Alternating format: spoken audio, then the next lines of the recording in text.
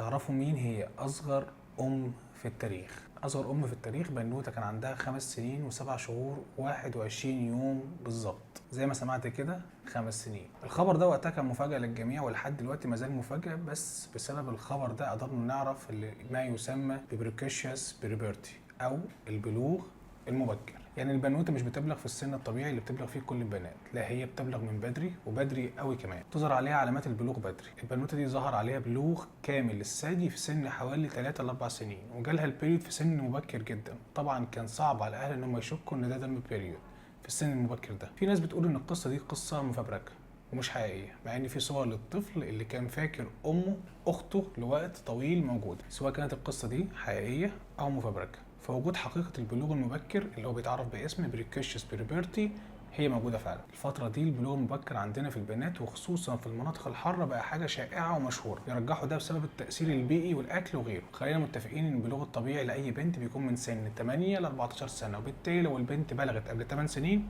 هيكون بلوغ مبكر. البلوغ المبكر ده بيحصل بسبب لما تكون منطقة ما تحت المهاد أو ما تعرف باسم الهايبوثالاموس بتحفز الغدة النخامية إنها بتفرز جونادوتروبينز، واللي بتحفز المبيض عند البت انه يفرز هرمون الاستروجين، واللي بيخلي البنوته تبتدي تلاحظ تغيرات في جسمها وعلامات البلوغ بتظهر عليها، زي كبر حجم الثديين، يبتدي يظهر شعر في منطقه الابط والعانه، وبعد كده تبدا تنزل دورة شهريه. طبعا دي حاجه مش طبيعيه.